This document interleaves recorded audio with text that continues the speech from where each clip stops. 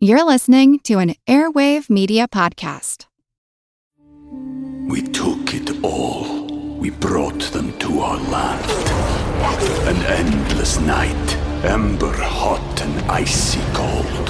The rage of the earth. We made this curse. Carved it in the blood on our backs. We did not see. We could not, but she did. And in the end, what will I become? Senua's Saga.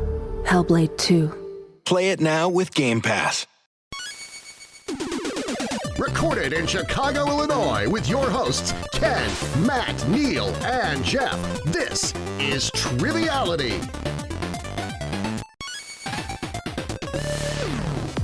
Hello and welcome to Triviality, the game where a lack of seriousness meets a little bit of knowledge. My name is Neal. I'm here with Jeff and Ken tonight. How are you both? I'm just fine. How are you? Doing well. Thank you, sir. Doing well. Matt is not here tonight. He's actually at our old stomping ground, which used to be called Brixie's. It's now called Imperial Oak Brewings, where we first started playing trivia. He's there once a month picking up the dirty syringes left in the bathroom from the previous establishment, and now he's trying to clean it up. So I've never seen a syringe in there. I haven't either, but The old bathrooms were challenging. Well, they're the Jell-O shot syringes that Matt likes. Very nice now. Yeah, it's very nice. Yeah. It is. And you can go check out Liquid Courage Trivia there. I think it's every Monday night with Jay Borsom. Yeah. All right. Well, they have one of those sinks in the bathroom with the bowl that catches the water. You know? Oh, yeah, sinks right. are bowls that catch water. No, but it's like looks like a bowl. Not just like a. I think like a sink. Know what I'm you mean? saying? Yeah, it's fancy though. Like when you go to a rich person's house. Oh, like a fancy sink, like Ken a waterfall just has a hose sink. that comes out of the wall. In his Yeah, I just have the hose. I was like, what rich person do you know? Anyways. Yeah, And not too many. you might recognize that voice. Speaking of Brixie's / Imperial Oak, it's someone we met and became fond of from when we first started playing trivia. We pay her to hang out with us and be friends with us. And you might recognize her voice from previous episodes, coming to us from just down yonder here in the Chicagoland area, a savage superstar on Patreon, Kellyn Maguire. How are you, Kellyn? I'm good. So what's new in your world, and what would you like to remind folks about yourself? Because I think this is the first full episode you've been on in like over 200 episodes as a player. You've been on some bonuses, like psych bonus. I was going to say we are psyched to have you. Yeah. Good one. Not my best. Not much going on with me. Got a new job in the last couple of years. Still doing shipping and logistics stuff, but not in a way that makes me very sad. That's a win. Greeting cards, right? Yeah, it's greeting cards. It's that's not cool. Weird chemicals that I don't understand. Do you ever sign the greeting cards before they go out and change the name? If I was at the warehouse, I certainly would do some secret cards. I'd probably get fired though. So no. Just for fun though, for whimsy, you know. Yeah. That's all I got going on really. Got low key stuff going on. And how about your special friend at home that you post about sometimes? Oh, my roommate Henry. Roommate Henry, who has one ear that sticks straight up in the air, who is also a rabbit. I was gonna say he's full of fur, but also a rabbit. He is great. He is currently locked up. Although on my drive over, I was a little worried that I forgot to lock the pen. So we'll find out if I get home and all my stuff is chewed up. Well, hopefully not. And hopefully her apartment looks like a fortress of Henry blockage. Yeah, he is not allowed near my cords because he has cost me a lot of money in cords. So, But he's a sweetie. He is. Well, speaking of Henry, I think you want to go home with a win today so your wires aren't bitten. You're going to be partnering with Jeff today, and I know your team name is going to come from a movie you've been watching on repeat, you said? Yeah, Back to the Future. It's been chilling on TV, chilling in my DVD player also. So we took our name from the better of the movies, I think. Back to the Future Part 2. That's my hot take.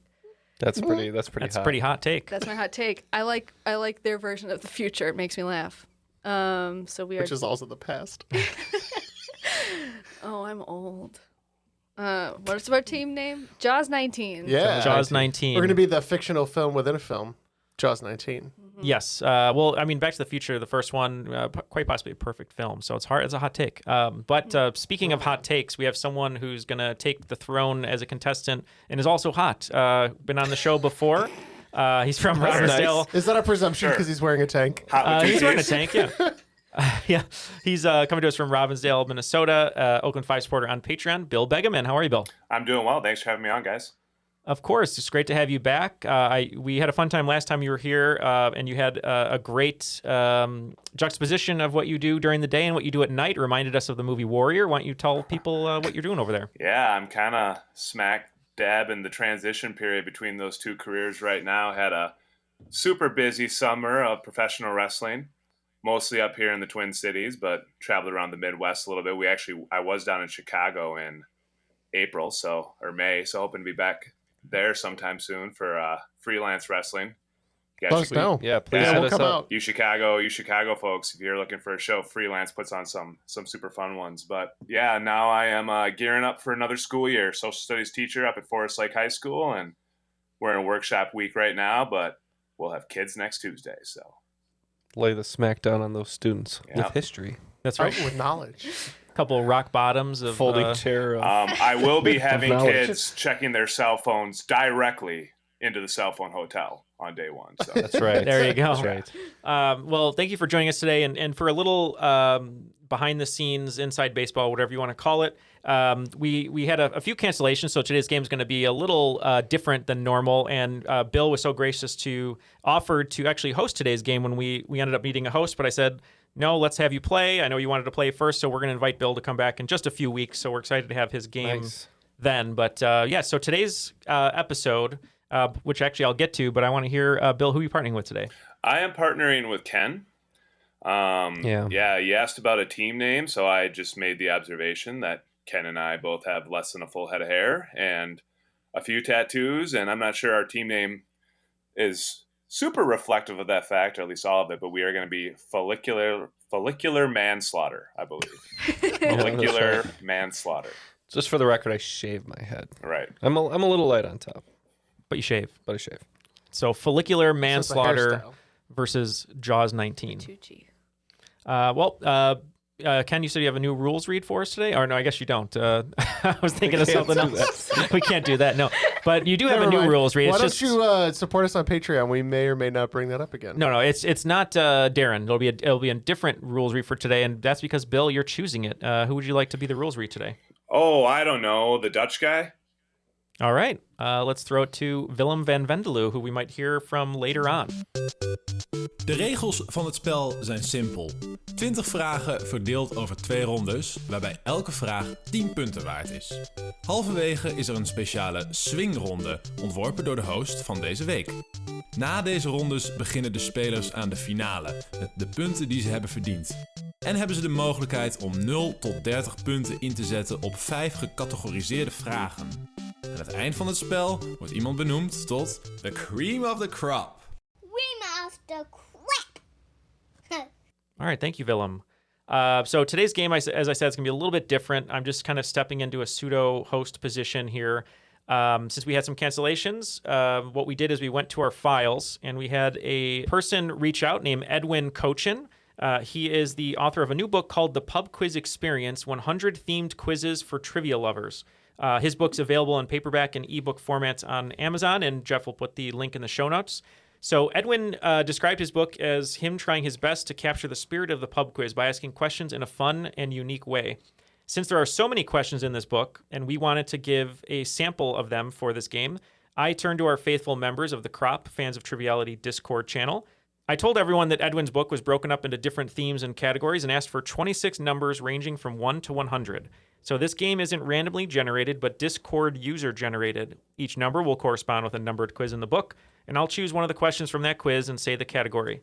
Many of the listeners are breathing a sigh of relief right now, knowing that my traditionally long and winded and clue-heavy questions will not be on today's game. And for those saying internally, I like Neal's quizzes. Too bad, and I appreciate you.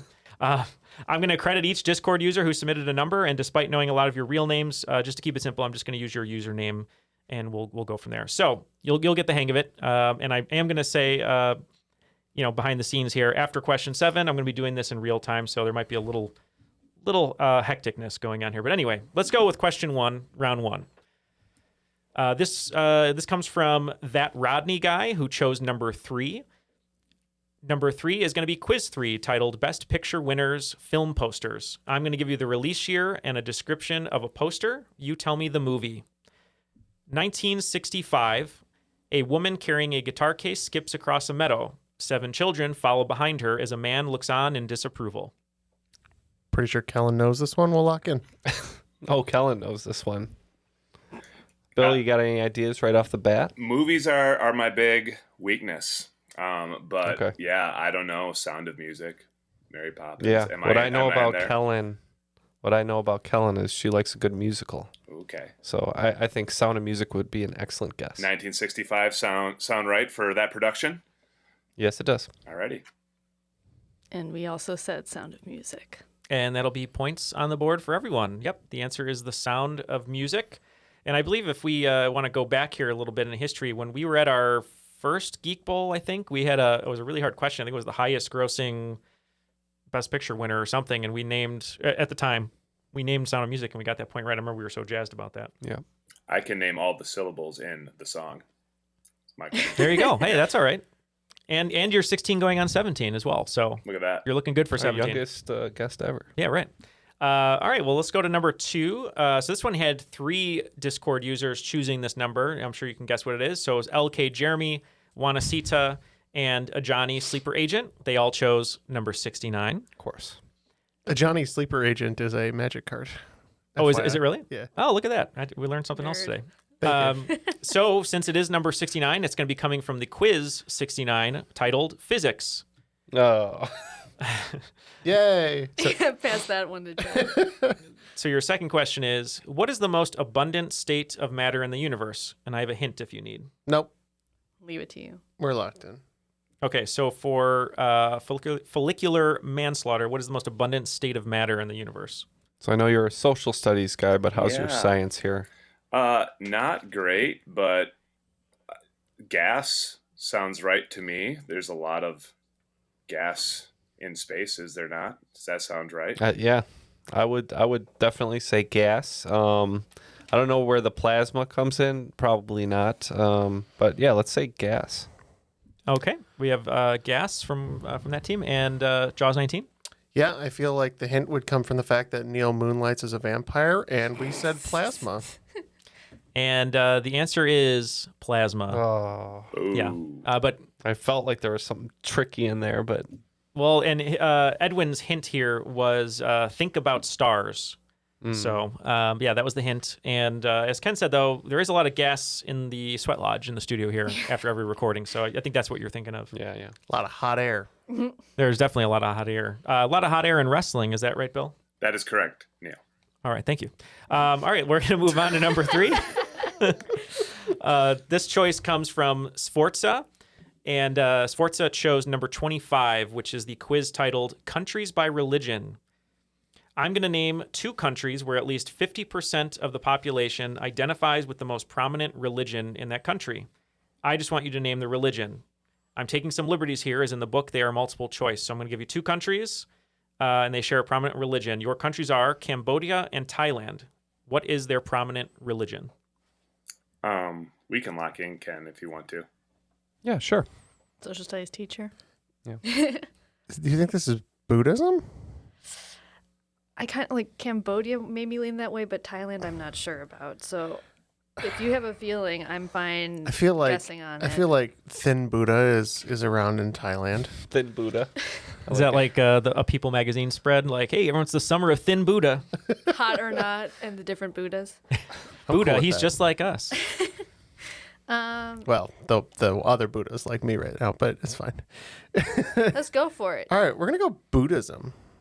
Did you say Buddhism as well? That's what I was thinking. That also is what I was thinking, Buddhism. I've been to both those places, a lot of monasteries. So, well, both teams are going to be getting points. It is Buddhism. Yay. All right, number 4 is coming to us from user My Name is Dween. He chose number 27. So the 27th quiz of the book is titled Internet Culture. Your question: which meme involves a video of a group of people dancing to a song by Bauer? The video usually begins with a single person dancing, followed by a cut to a group dancing, often in outlandish costumes. Seems like Kellyn knows this one. I think I'm pretty confident about this. All right. You got your pop culture on lock? Yeah, this came out, I think this happened when I was in high school, and I think I know right It was a about big thing. Yeah. Yeah. You were in high school during that period? I think so. Wow. If I'm right, I was then teaching children's theater. There is a small age difference, not much, handful of years. I'm a baby. I mean, Neal's old, so.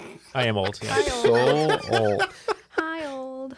Anyways, Bill, any ideas on this one? So this is a meme or perhaps a GIF or GIF. Is that correct? Mm-hmm. Yeah, usually a video, I believe. Is the only thing that comes to mind, I mean, it seems like it would be a little early for this, but is the Harlem Shake.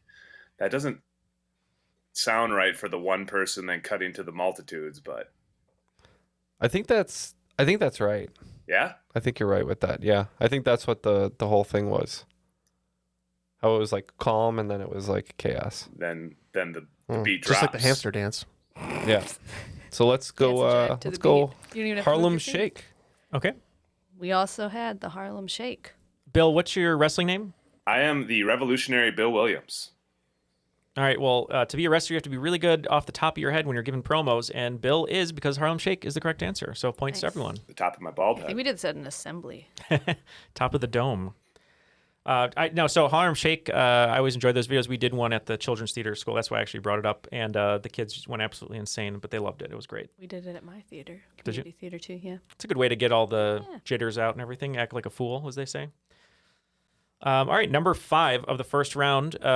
Discord user Finax or Finax, Finax, chose number 17. And the 17th quiz is titled Flags. So, for 5 points apiece, I want you to name the U.S. state flags that feature a now extinct subspecies of grizzly bear, while the other features 8 gold stars forming the Big Dipper and the North Star. Yep, Kellyn, we're good. We can lock in. I know one of those, so.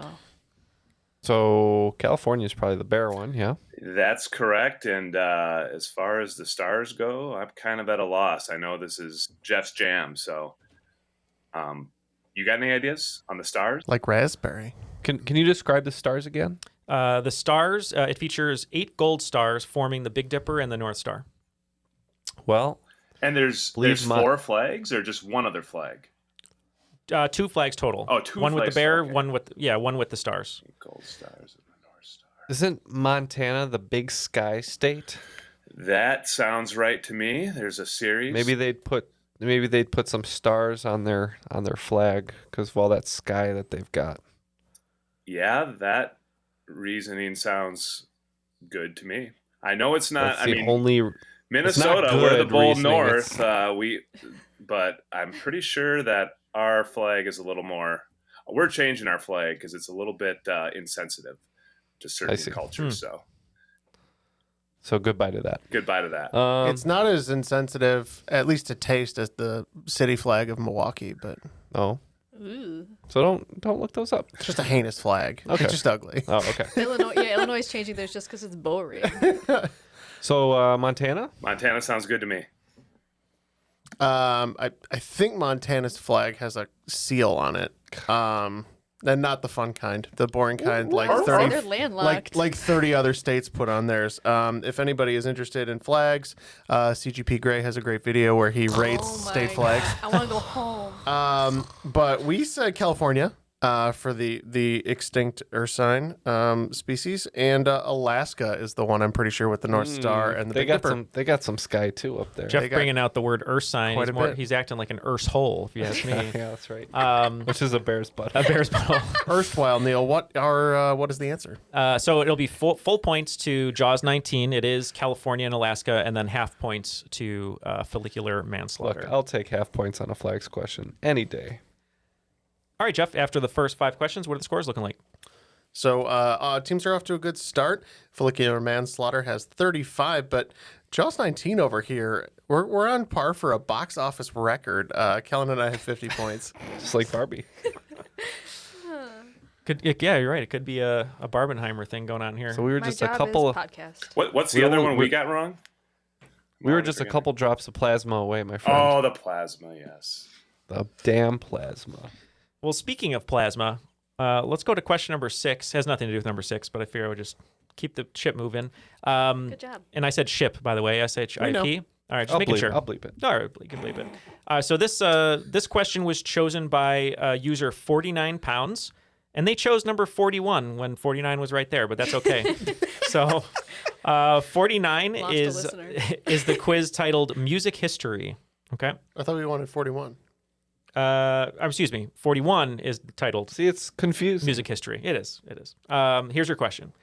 The Hallelujah Chorus is part of what oratorio composed by Handel? So the Hallelujah Chorus is part of which oratorio composed by Handel? I thought you were going to ask me the Handel question. I got it. We're good. Oh, lovely. It took me a second, but I presume we're looking for a number here, Ken? That might be a good place to start. I don't know what number. I know Hallelujah Chorus, and I know Handel, but I don't know anything else about that whole deal, I don't think.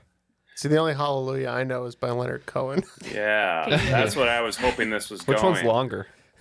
I was thinking it'd be like Oratorio number 9, but... That's Oratorio number 5, guys. A little bit of Handel in my life, a little bit of Mozart on the side, a little bit of Beethoven in your ear. He can't really hear it. Oh dear. Okay. Sorry. Okay. All right, let's go Who's back. Unworthy? So, yeah, do you just want to, should we guess a number? I think that's going to be better than me making up a song title. Unless you got something. We'll say 17. Okay, 17. And Jaws 19? I believe that is Handel's Messiah. Oh. Otherwise known as what you call Sean Spencer. Messiah, correct. That would make sense. Oh. It hurts. We had to sing that and play it if you're in the orchestra every year at our holiday concert. It hurts. So it would have been bad if I did not know that one. It was stuck in your subconscious there. It'll always be there. Yeah, I had to flip back to that sheet music. Yeah. I know that feeling. Like when we played, was it Green Sleeves or whatever one we had to play every year? Yeah. All right. Well, that is going to be points for Jaws 19. And user Grim is number 7. He chose number 21. And quiz 21 is titled Mythical Creatures Before and After. As an example from the book, here's your question, just to give you an idea. It's not the study of birds, but of single-horned horses, which would be... Unicornithology. There you go. Yeah. Unicorn and ornithology. Unicornithology. So that's what we're looking for. see. And I do want to say from the book, when I was looking at all the questions, they aren't necessarily in the order of... Yes, that was obvious from what you just said. Okay, great. Just want to make sure. All right, here we go. Word puzzles. I'm so excited. Here's your question for points. I'm looking for a dish of beaten eggs filled with chunks of tiny spirit dwarves cooked in a frying pan. All right, after a little deliberation, I think Bill and I have a reasonable answer. So what are you guys thinking? This is the toughest one for us yet. Yeah, this is an unreasonable answer. Hopefully we can get some points on you. I'm okay with an unreasonable answer over no answer. Yeah. Because I didn't know how in my head to put together like a posthumous Gimli and an omelet. So Yeah, I went with a Gollum-lit. Gollum-lit. Okay. I know he is not a spirit dwarf, but it's the only thing that I could make work. That's good. We went, again, the sound on this one isn't quite right, but it spells pretty good. And we went with Gnomelet. Oh, and I was trying to think of anything that went with Gnome. frittatas. Nothing worked with frittata. Well, one team is getting points. It is Gnomelet, follicular manslaughter. All right. Oh, Gnome and omelet. Nice. So a gnome is a spirit dwarf? Or is Spirit gnome dwarf. like a specific Didn't character? you ever see Romeo and Juliet? That recolors the Travelocity advertisements for me. The spirit dwarf. Wait, did spirit or sprite? Spirit. Oh, okay. I just didn't, That's fine. Just let's Spiritually, move on. he's a dwarf. Yes. I know you guys didn't want to lose any points, but that's okay. Oh, it has nothing There's to do a full with that. game ahead. Okay, so dear listeners, this is where the game's going to get a little crazy. I'm going to be finding these questions in real time here, just picking off the cuff here. So, all right, number 8 is coming to us from user Juggle Boy, who picked 42. And quiz number 42 is titled... Is that your burner account? Juggle Boy? Yeah. Give me your balls, I'll juggle them. All right, Juggle Boy, what's the question? All right, so the title is Billboard Year-End #1 Pop Singles. So No. Oh, no. it's going to hate the be, Billboard. given the year and the artist, I want you to name the Billboard Year-End #1 Pop Single. And since Ken and Bill just got that question right, Ken, give me a number 1 through 10. 4. All right, number 4 comes to us in 1993 by Whitney Houston. I wasn't alive, so I'm going to plead ignorance. It's the one you think it is. Okay. I'll leave it to you olds. Yeah, I'm going to lock in. You olds. Ken, I'm pretty sure this is when the movie The Bodyguard came out. And I believe the hit song from that soundtrack was the one we all know. If you'd like to take it away, yes. I will always. Nothing? Yeah. Bodyguard. So. Bodyguard. So we'll say, and I will always. What's it called? I'll always love you. Yeah, I will always love you. I will always love you. That was a really sweet moment between them. I know. I think Bill's going to be our bodyguard now too. We agree. It's pretty sure it's I Will Always Love You. Yep. Originally by Dolly Parton, it is I Will Always Love You. I always forget that. Both versions, by the way, are great. All right. So now we're going to go to number 9. And speaking of sequels like Jaws 19, this user's name is Bourne Identity 8. Where Jason Bourne tries to stop from being incontinent. So we're going to go to number 81 is what they chose. And as I said, I'm looking these up in real time. So the only thread. 9 times 9 is 81. Ooh. That's some math for you. The only threat Jason Bourne can't tackle. All Depends. right. So quiz number 81 is sports teams' names literally. Provide the full name, city, and team name of each MLB, NBA, NFL, or NHL team, given their home state and examples of what their name could describe. Example, Illinois, Grizzly, Polar, Black. Answer, Chicago Bears. So I'm just going to give you one of them, but those are the rules for the entire quiz. All right, so I think both teams got one right. Kellyn, 1 through 10? 6. 6. Missouri, Standing Bear, Little Turtle, Black Hawk. All right. So what are the? Well, I think this is kind of tricky because the only pro team I can think of, you got the Cardinals and you got the Blues in St. Louis. Mm-hmm. But I think this might be Kansas City, which kind of straddles that border. Mm-hmm. And perhaps all 3 of those names are Chiefs. Ah, good call. Good call there. Okay, Jaws 19. Yeah, we agree. We think this would be the Chiefs. And Chiefs is correct. Kansas City Chiefs. Very wise. Very wise. Points all around. I was stuck there for a second. Yeah. Yeah. All right. Well, let's round out the first round here. We'll have our last question here, chosen by user Caius. They chose number 43, and as I command F43 here, it looks like quiz 43 is musicals by lyrics. All right, we'll put 10 down. Time to put some work in. So I'm going to give you an excerpt from a Broadway show of its lyrics, and you just have to name the show. And all answers are among the 30 longest running Broadway shows, so no random ones here. And Bill, your team got the last question correct. Give me a number 1 through 10. 1. This repulsive carcass who seems a beast but secretly dreams of beauty. Kellyn's hand is shaking as she writes a word. She's just so upset about it. So it looks like you're locked in though. Yeah. But you're not sure. With tumultuous trepidation. Yeah. So yeah, Bill. Should we just say Beauty and the Beast? Yeah, I mean, It was a musical. I was really hoping the lyrics would have the word meow in them because that would kind of narrow it down for us. But either Meow Mix the musical or Cats. One of the two.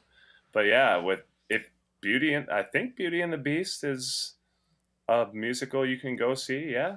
Yeah, I'm trying to easy? I'm trying to just think of one more musical with like a glow up in it or something. But Hair or I don't know. I don't want. The only musical I've ever been to is the Trey Parker Matt Stone one. Book of Mormon. Yes, Book of Mormon. Well, let's just say Beauty and the Beast reluctantly. Let's go for it. I'm also reluctantly saying Beauty and the Beast. I'm not sure if it's one of the top 30 running shows, but that's just where I'm going. So Beauty and the Beast is on this list. It's number 5 in the book, and the lyric from that show is "There must be more than this provincial life." That's Book of Mormon is in this list. 2 by 2 we're marching door to door. But the answer to this repulsive carcass who seems a beast but secretly dreams of beauty is the Phantom of the Opera. Oh, it's because I don't like Phantom of the Opera. My wife is going to be very upset with me. That musical crossed my mind, but I couldn't imagine that lyric in it. Yeah, I don't mind taking the L on that one. I don't like that show. We all like to call ourselves repulsive carcasses here. Now, you don't like Andrew Lloyd Webber, correct? Yeah, that's You said what it is. one good song over and over? He does one good song a show, pretty much, and then Joseph is amazing all the way through. That's Joseph is a great show. Yeah. Mm-hmm. So, after 10 questions in the first round, Jeff, what are the scores looking like? They are looking pretty good. Follicular Manslaughter narrowly behind, 15 points in second place with 65. And Jaws 19 dropped a couple in that second half, going for 80. So no box office records for us anymore, but still putting up a good showing. Wonderful. Well, right before we get to the swing round, just once again, thank you to Edwin Kotchian. His last name is spelled Kotchian. If you want to look at it on Amazon, this book, The Pub Quiz Experience, 100 Themed Quizzes for Trivia Lovers, is available in paperback and ebook formats on Amazon.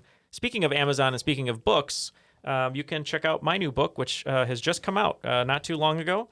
It's called Behind the Screens, Illustrated Floor Plans and Scenes from the Best TV Shows of All Time. I did it with a wonderful artist named Iñaki from Spain. And if you'd like to get a copy of the book, just let me know. Send us an email at trivialitybooking@gmail.com, and I will send you a signed book plate if you'd like, because I can't make it everywhere. So, but anyway, let's get to the swing round. And speaking of the swing round here, I chose a number because I wanted to, and I wanted to include myself. And I picked number 24 because I love the TV show 24 and Jack Bauer. And quiz number 24 in the book is novels by characters. So your swing round today is going to be a list of 10 novels described by the year they came out and 3 characters that are in the novel. I just need the title. So I'm going to give you 3 characters and the year. You're going to give me the title of the famous novel. Here is your list of 10. Number 1, 1813, George Wickham, William Collins, Lady Catherine de Bourgh. Number 2, 1967, Ursula Iguaran, Jose Arcadio, Remedios the Beauty. Number 3, 1847, Edgar Linton, Nellie Dean, Mr. Lockwood. Number 4, 1925, Daisy Buchanan, Jordan Baker, George B. Wilson. Thanks for that. yeah. Number 5, 1960, Dill Harris, Calpurnia, Aunt Alexandra. Number 6, 1949, Julia, O'Brien, Ampleforth. Number 7, 1951, Robert Ackley, Mr. Spencer, Sally Hayes. Number 8, 1884, Widow Douglas, Jim, Miss Watson. Number 9, 1939, Jim Casey, Connie Rivers, Molly Graves. And number 10, 1922, Richard Best, Mrs. Bellingham, Josie Breen. I'm glad these aren't too easy. Yeah, well, Ken seemed to like this category, but I think it's going to be a hard one. All right. Well, let's mull these books over. Wish I had read more of them. Yeah, I would had the same thought. Yeah, we'll be right back. We took it all. We brought them to our land. An endless night, ember hot and icy cold. The rage of the earth. We made this curse. Carved it in the blood on our backs. We did not see. We could not, but she did. And in the end... What will I become? Senua's Saga. Hellblade 2. Play it now with Game Pass. All the answers are now locked in for the swing round. We're going to get right back to these clues to see what they said. But before we do that, today's swing round is brought to you by Patreon. We have 2 patrons here in the studio. If you go to patreon.com/trivialitypodcast, you can help support the show. And it's not even just today's swing round that's brought to you by Patreon. It's every episode swing round brought to you by Patreon. Kellyn, I want to put you on the spot. What do you like about being a patron? I like getting to have a title whenever I show up here. It's a very honest answer. That's a really good answer. And Bill, how about you? Anything that you like most about being a patron and helping the show? Well, I feel like you guys helped boost my trivia acumen, and so my meager contribution more than comes back to me with those $20 and $30 gift cards that me and my trivia team are raking in at the weekly pub trivia. So it's well worth the investment. Love Bill's to hear that. Nice. Yeah, oh, yeah, it is. I'm an Titles. Come on. Well, thank you. Big bald head. Venerate me, peasants. Yes. Thank you, Savage Superstar Kellyn. But yeah, if you'd like to join them, you can go to patreon.com/trivialitypodcast. So let's get to these clues. We had 10 questions, 3 characters per clue. All right, so let's go to number 1 of the swing round. The year is 1813, and the characters were George Wickham, William Collins, Lady Catherine de Bourgh. We knew it was some old English book. We didn't know which one. We just said Jane Eyre. Okay. We also thought it was some old English book and said Pride and Prejudice. One team is going to get points. I think I've said on this podcast before, I played a character named Mr. William Collins who sounded like, "Hello, ladies. Thank you for inviting me to your tea." And that was Pride and Prejudice. All right. Yeah. I think I said, I'm pretty sure this isn't Pride and Prejudice. Right, which is why we're like, I'm pretty sure it's not Emma, because I remember a stage production of Emma. All right, let's go to number 2. This is actually the most current work out of the entire list of 10, and Bill pointed that out. 1967, Ursula Iguaran, Jose Arcadio, and Remedios the Beauty. Yeah, Ken and I weren't sure on a lot of these characters, so we were kind of just going off year, and in this case, language. So we picked Gabriel Garcia Marquez's 1,000 Years of Solitude. It's a long time. It's a little shorter than that. We thought it was 100 years of solitude. And unfortunately, the points are going to go to the team who is 900 years less. Oh, no. Unfortunately, it was 100 years of solitude. I'm also pretty sure that if you named the first 27 characters by name, you had to get through all of the Jose Aurelianos to get to these characters, right? Probably, yeah. I do that too with, what's the one with the Leagues Under the Sea or the Arabian Nights? Oh, 20,000. Yeah, it's just, or Days Around the World. I can never get, I'm always 10 off or 100 off. 20,000 days around the world. Yeah. I think we both... A tortoise's journey. I think we both thought it was 1,000. I heard you talking about it, and I was just feeling bad that you were so close. All right, number 3, 1847, Edgar Linton, Nellie Dean, Mr. Lockwood. We weren't sure, so we just guessed Little Women. Oh, Louisa May Alcott. We guessed with Wuthering Heights. Wuthering Heights is correct. Oh, nice. I said it might be in here somewhere too, and then we just forgot about it. I have a copy of it that I wrote a book report about on the shelf in my office. Listen, no Heathcliff, no answer. I'm not going to say I read it. Tonight's game sponsored by Kate Bush. Tonight's game sponsored by Cliff Notes. Also known as How I Got My Degree. If Emily Bronte had a perfume or a cologne, I think it would have sold. It's just a really nice sounding name, Bronte. Okay. Isn't Charlotte the one who wrote Wuthering Heights? Emily. Oh, it was Emily. Okay. Emily, you are wrong, sir. Apologies. Take the points away. Apologies. Yep, no point. Yeah, you're getting your points taken away. Okay. Number 4, 1925, Daisy Buchanan, Jordan Baker, George B. Wilson. This is The Great Gatsby. It is 100, The Great Gatsby. Best to be read when you were lying stomach down in a pool. Yeah, The Great Gatsby. Oh, no. He's so dead. Number 5, 1960, Dill Harris, Calpurnia, Aunt Alexandra. This one goes out to my mom. This is To Kill a Mockingbird. Ooh, that sounds right. We said I Know Why the Caged Bird Sings. And it is To Kill a Mockingbird. And we were talking during the intermission. If you have a chance to see the play version of it, it's a wonderful play written by Aaron Sorkin. Or adapted, I should say, by Aaron Sorkin. Yes, he went back in time and wrote it. Yes. It's a lot of under the pen name. There's a lot of walking and talking. Yeah, exactly. They walk through the audience. They're talking about Boo Radley. And yeah, it's just all, there's politics in there. There's a big speech with Jack Nicholson. It's kind of a crazy play. Let's move on to number 6. Comes to us from 1949. Julia O'Brien, Ampleforth. All right, we were going back and forth on this one a little bit. Do you want to describe our thought process? We had Catch-22, which I was pretty sure came out around this time, and then last second changed it to 1984, which we also think came out around this time, so hope we don't regret that. 1984 was our guess. We also went in the direction of 1984. And you are both not only under surveillance, but you are correct. I thought that book came out in 48. I'll have to change that in my mind. Written in 48, that was the Charlotte published. Bronte version. Well played. All right, number 7. Well played. 1951. Characters, Robert Ackley, Mr. Spencer, Sally Hayes. Just based on the year and our ignorance of the characters, we said Catcher in the Rye. We also said Catcher in the Rye based on me having half a memory from And sophomore year English. Also, I believe you're a huge fan of human hunting hats, right? Oh, yeah. And points to both teams. The Catcher in the Rye. Number 8, 1884, Widow Douglas, Jim, Miss Watson. We said The Adventures of Huckleberry Finn. Yeah, man. We also said The Adventures of Huckleberry Finn. And we're all having Stealing adventures here in the our studio because answers. you're all getting points. Hooray.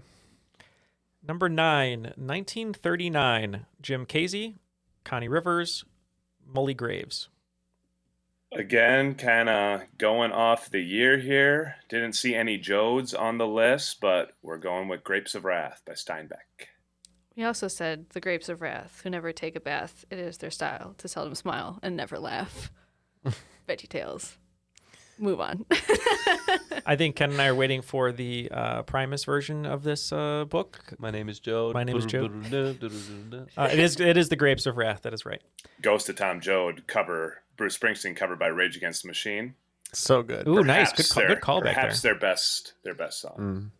There you go. And number 10, to round it out here, 1922, characters Richard Best, Mrs. Bellingham, and Josie Breen.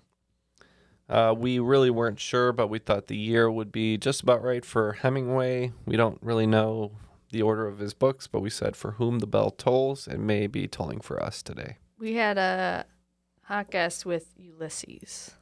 It is Ulysses. Oh, nice, Jeff. Wow.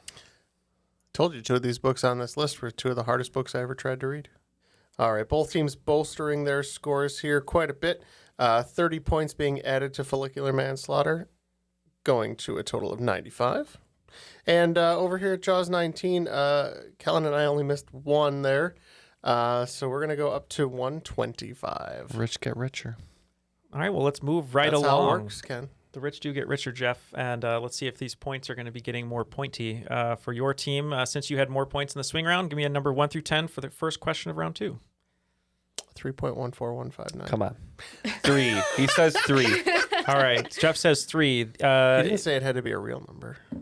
All right, the first question comes to us from user VBall51, and they chose 51. So it looks like quiz 51 is U.S. national parks. In other words, I'm going to give you a kind of cutely named national park, and you have to name what national park it is trying to be. So an example would be opposite of Birth, Dale National Park, California, Nevada. Answer would be Death Valley. That's where the Undertaker's from. Undertaker's from Death Valley, right? All right, here we go. So like for real, or that's where he's like said to be from? Said to be. I don't know, man. Maybe his parents were on a road trip. Here? And maybe not. No, that's Macho Man, right? Macho Man's from around here. Macho Man's from my hometown. Randy Poffo. All right, so Jeff chose number 3, and your clue, Gigantic Grotto National Park, Kentucky. So what is the real national park name for Gigantic Grotto National Park, Kentucky? Yep. When I hear about national parks in Kentucky, I think Sounds about like a mammoth park, huh, Jeff? Yeah, cave, right? Yeah, I believe that's the Mammoth Cave. Mammoth Cave. Yeah, we also think it's named for a extinct tusked animal. We said Mammoth Cave. And both tusked animals are getting points today. So, by the way, when you come to Chicago for your wrestling performance, prepare to meet Mammoth Cave, my new persona. Ooh. Coming out to face you. If you're going to be Mammoth Cave, I'm actually going to pick the name from... You're going to be Dry Tortugas National Park. I'm going to be number 5 in the book here, which is the fake name for Grand Canyon National Park, Glorious Gorge. Nobody wants that. I'm picturing you in like one of those furry singlets with a wooden club. Could be. A real Fred Flintstone look to it. Yeah, I like it. All right, we're going to go on to number 2, and this clue is going to be coming to us from user Dispatch Rabbi. They picked number 36, and quiz number 36 in the book is Culinary Nuts. All right, and let's go to Bill, number 1 through 10. 6. Here we go. Culinary nuts include botanical nuts as well as fruits and seeds, just FYI. Number 6. Here's your question. These nuts are native to Australia and are an ingredient in Pepperidge Farm's Sausalito cookies? I can only think of one. Sure. I'm trying to go through all the nuts that he named in Best in Show. None of those sound Australian to me. I'm trying to remember a Sausalito. I don't think it's you guys locked in? I love that song. Phil Collins. Sausalito. All right, we will be locking in because we had the same thought. The only thing I can think of is this is like a macadamia nut cookie. Like Yeah, a sure. white chocolate or... I'm trying to remember the Sausalito. I don't really remember it. Yeah. But I don't think it's like an almond cookie or a cashew or a walnut or anything like that. Yeah, and I always, with macadamia, I always think of like Pacific Islands. So, but I don't know that that's correct. So let's go with it. We're going to lock in the humble macadamia nut. There's nothing humble about a macadamia because I can't afford them. But we also said macadamia. The humbling part. It sounds like a nut I can hear an Australian saying with that accent. Yes, I was just going to say that. That's my only reasoning. I had to go to 4 stores once to find macadamia nuts to make cookies. They annoy me. When the stores were sold out, did you say no? No. Or no. Someone said on TikTok, Sorry, like, guys. If you say the letters R and RNR with an Australian accent, it sounds like you're saying no. Anyway, the answer is the humble macadamia. Nice. Oh, macadamia. Yeah, mate. Oh, no. Sorry to our Australian listeners, but we love you. Sorry, all of you. Our number 2 listening nation. Good on you. Yes, thank you, though. You're doing like the Jerry Seinfeld. Hello. Hello. Dolores. Okay. Number 3 of round 2 is coming to us from user Majakoa. They chose number 34. So quiz number 34 is sandwich ingredients. Can you name each type of sandwich given its ingredients? Kellyn, number 1 through 10. 8. Roasted lamb, tomato, onion, and tzatziki. Yep, we can lock in. Okay.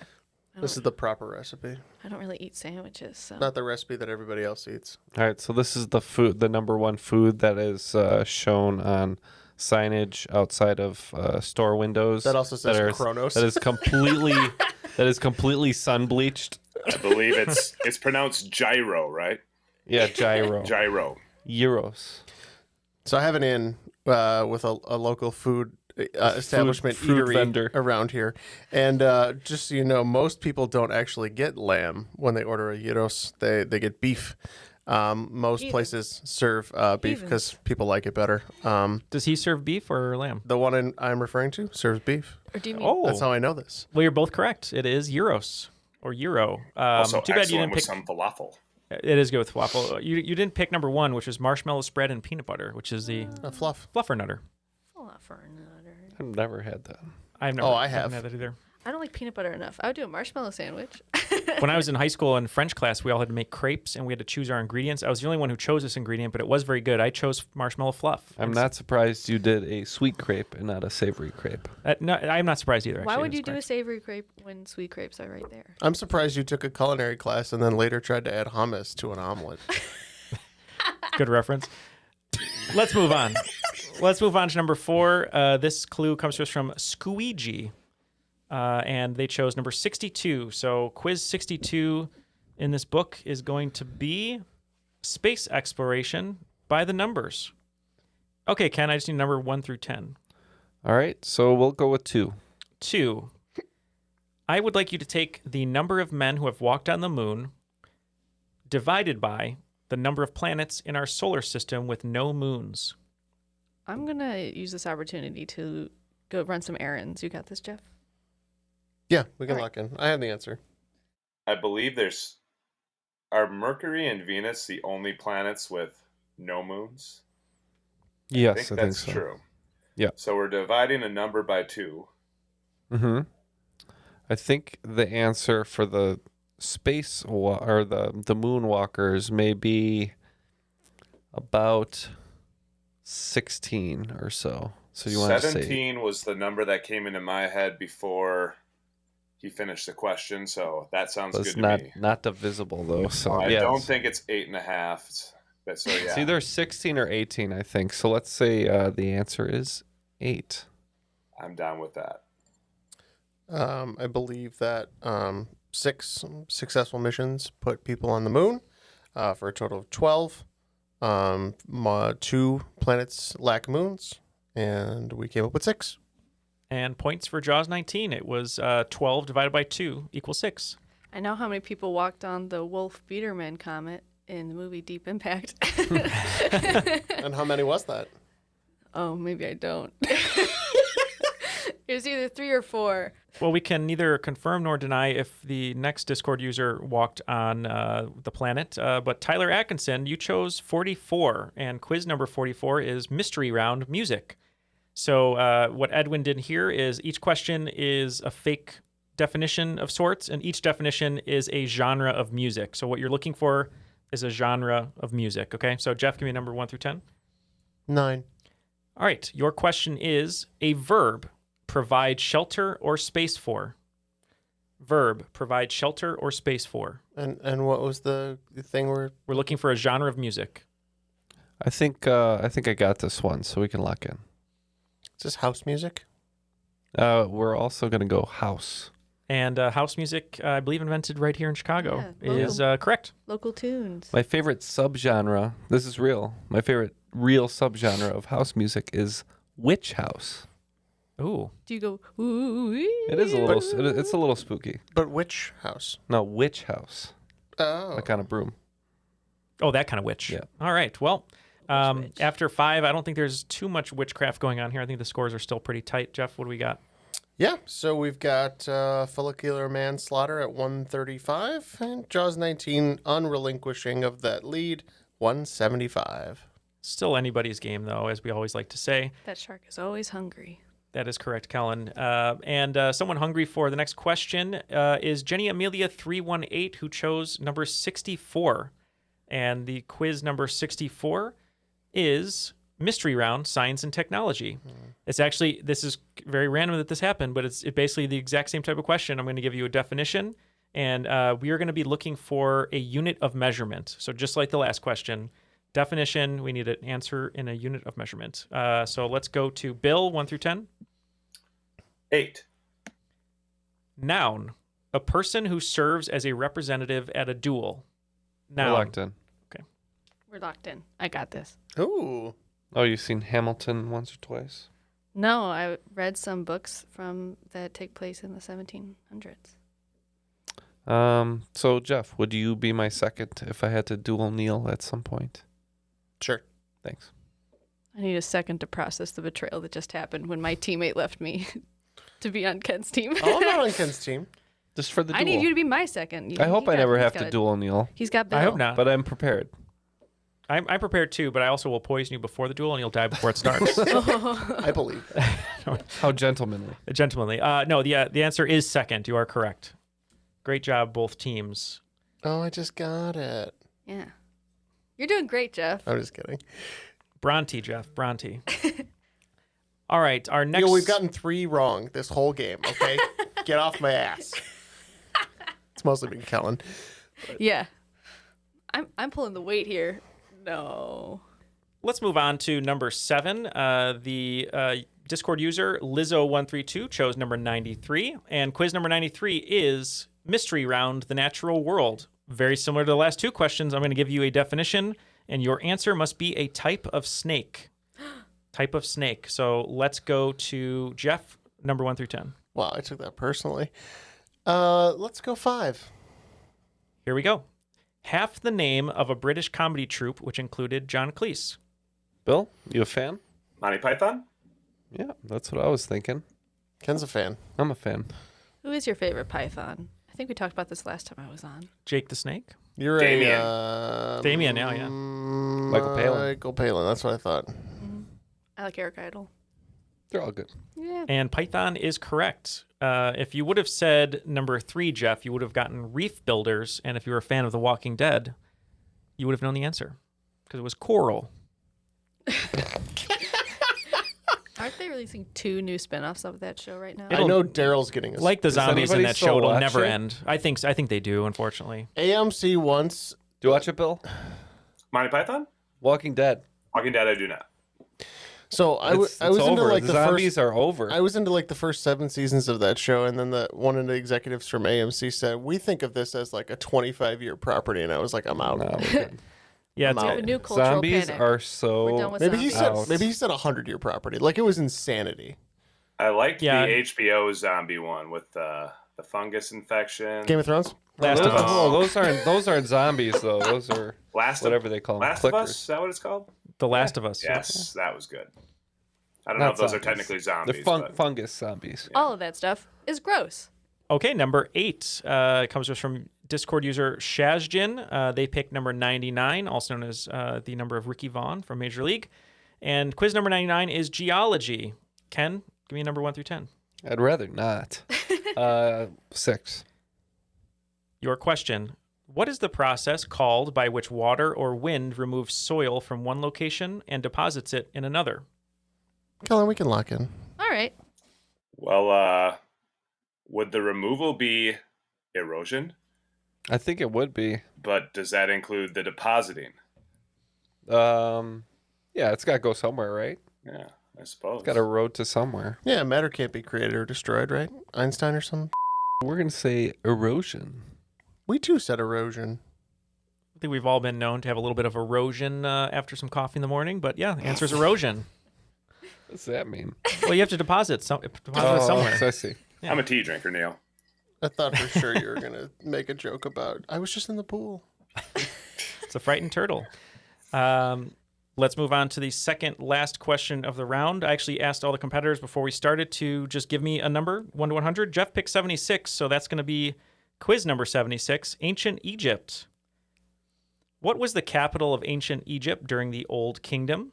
I do have a hint, but you will lose 5 points if you take the hint. So what was the capital of Ancient Egypt during the Old Kingdom? Do you do world history classes? I used to. And I used to teach about ancient Egypt. I don't know this one, but I do have a guess if you want to lock in, especially because I think I know what the hint is going to be if my line of thinking is what I just texted. I'm looking at your guess, and that's actually what was in my head too, so let's go with it. Do you feel like texting that guess this way? No, I don't. You have enough of an advantage right now, Kellyn. I am not appreciating your generosity. We wanted to go perfect in one of these rounds, Ken, and this may prevent us. Too bad. The current capital of Egypt is Cairo, I believe. The old capital was further south. How would you feel about Memphis? Whatever you say. Thebes? If you're iffy, do you want to just try for 5 and go for the hint? No. All or nothing? All or nothing. I'm going to say that we're going to walk like an Egyptian in Memphis. Yeah, we said Memphis as well. And the hint was it's also a city in Tennessee. The answer is Memphis. This is me finding out there was a city in Egypt called Memphis. Our final question of the round. Once again, I asked the competitors in the studio to give me a number, and Bill said 72. And 72 is quiz U.S. wars. Ooh. Name the war that the U.S. was involved in, given 3 of its battles and campaigns. Oh, no, never mind. Your 3 battles: Battle of Guantanamo Bay, Battle of San Juan Hill, Siege of Santiago de Cuba. Yeah, we can lock in. All right. Okay, so it sounds like this is taking place in and around Cuba. See. So I believe that might be the Spanish-American War. Oh, Or what am I doing explaining to you? Well, as my Cuban friend would say, the Spanish-American-Cuban War, and as my Filipino friend would say, the Spanish-American-Cuban-Filipino War. Mm-hmm. But how would your Panamanian friend feel? We also said the Spanish-American War. And points to both teams to end the second round. I love It is the Spanish-American War. Nah, we messed up Panama after that. Points are my favorite. We didn't miss a single question in that whole second half, Kellyn. Good for you. It is good for us. And actually, it was pretty good for you guys as well. Nobody missed anything in that second half of round 2. So scores going into the final are looking pretty nice. 185 for follicular manslaughter and 225 points for Jaws 19. Well, Well, we do need some final round categories, so let me give you these final 5 here, and they are: number 1 is going to be in comic strips. Number 2, holidays. Number 3, history of Japan. Number 4, bodies of water. And number 5, fine art. All the wagers are now locked in. Let's have the questions. All right. Question 1 was chosen by Make Way for Willie. They chose number 86. Quiz number 86 is comic strips. Your question: this comic strip's original name had the word circle in it because its single panel is made in that shape. Number 2 is coming to us from El Guapo, and that is going to be quiz 18. Holidays. Bastille Day is a French holiday that celebrates the storming of the Bastille. On what date in 1789 did this occur? Our next question is history of Japan. That was actually a number chosen by Ken, ironically, and it was quiz number 75. Himeji Castle in the Hyogo Prefecture dates back to 1333 and was the filming location of which 5th James Bond film starring Sean Connery? Number 4 comes to us from Wimpy, parentheses, Willem van Vendeloo, and the category is bodies of water, and it is quiz 59. This is the world's largest tropical lake and is home to the hippopotamus. And our final question is going to be in fine art, coming to us from user UNHHH. That's a Trixie Mattel Katya reference. Oh, that's their web series. Okay, that's what I was curious. So I know who that is too, but I didn't know how to pronounce that name. But yes, that's going to be number 28, which is fine art, as I said. This painter, who specialized in Western American art, often painted cowboys. Hint: the cowboys he painted carried guns made by his cousin's company. All right, both teams have gone all the way in for this final round, 30 points all the way down. So let's take a break, come up with the answers, listen to some messages, and we'll be right back. And we're back with the 5 questions for the final round. No, shock jock Neal. Your morning zoo. The morning zoo. We're back here. We have all the answers are locked in. So let's go back, find out what these questions are, and here are the wagers. I think, are both teams going all in? All in. Yeah, we're man. in. Okay. Nervous. So both teams are Incubus, and let's see what happens. So question 1, I was asking what comic strip's original name had the word circle in it because its single panel is made in that shape? We thought maybe Family Circus. Okay. We too thought maybe this one would be the one that you miss, but we said Family Circus. Ooh. Points to both teams. It is the Family Circus. Yay! Number 2, both teams seemed pretty confident on. It was Bastille Day, is a French holiday that celebrates the storming of the Bastille. On what date in 1789 did this occur? We are hoping that it happened on July 14th. Yeah, wouldn't be much of a revolutionary if I didn't know the date of the storming of the Bastille. July 14th. July 14th is correct. Points to both teams. Curious if this question will divide both teams. Himeji Castle in the Hyogo Prefecture dates back to 1333 and was the filming location for which James Bond film? We said Goldfinger. I think the team with the Midas touch is going to be us over here, though, because I'm pretty sure it's You Only Live Twice. And yes, taking place in Japan, You Only Live Twice. Number 4. But you've not even lived once until you've had ramen in Japan, right, Jeff? That is true. And on to the 4th question. We're looking for the world's largest tropical lake that is home to the hippopotamus, or the hippopotamus. Hip-hop? Lyrics are bottomless. Hippopotamus? We said Lake Victoria. We also said Lake Victoria. And you are both correct. Ow. And the final question. It's not looking good for us. It's not looking good. But I'll be You might really have to- happy if we get this one. The outlook is grim. Ken and Bill might have to put themselves out of misery with the last name of this painter. This painter, who specialized in Western American art, often painted cowboys, and he painted cowboys who carried guns made by his cousin's company. I just know there's an episode of America Story of Us in my U.S. history class that we use that talks a lot about Sam Colt and his Colt 45 that all the cowboys carry. So we went Jeopardy and just gave the last name Colt.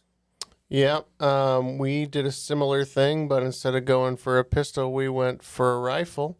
And we think this guy's maybe a fan of the Bessemer process. We said Remington.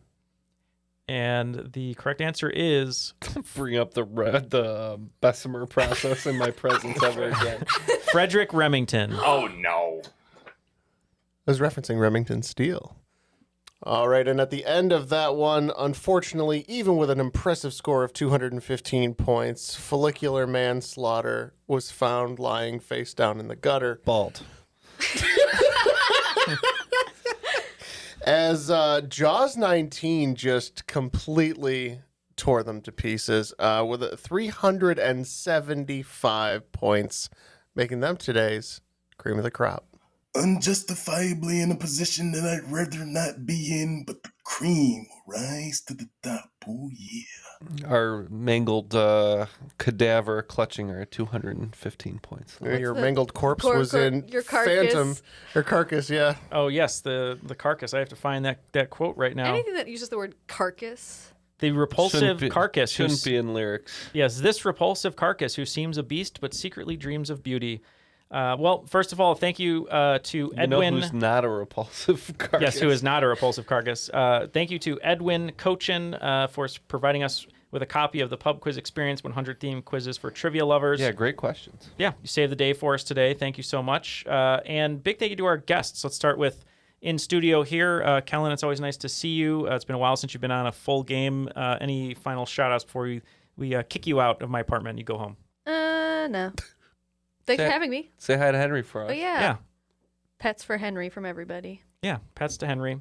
Thank you very much for being here. And also, Bill, so nice to see you again. We're looking forward to your hosted game, which will be coming up soon. But any final shout-outs before you get back to school today?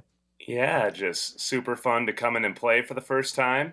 And to any listeners who want some pro wrestling at a brewery, bar, or event space near them, my favorite promotion that I wrestle for up here in the Twin Cities, First Wrestling, just purchased a school bus. So we are now mobile and would love to come put on a fantastic professional wrestling show at a place near you. So that seems like a perfect synergy for you, Bill.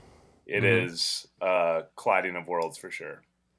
And are you wrestling on the bus or just being transported by bus? Thrown through. He's defenestrated from the bus. There might be some wrist locks and other mild submissions applied, but the big moves come out when the ring's set up. Well, support indie wrestling if you can, and great performers like Bill. But thank you to Kellyn and Bill for joining us today. Thank you to Edwin for the questions. For Kellyn, Jeff, Ken, and Bill, and for Matt, who's not here, my name is Neal, and that was Triviality.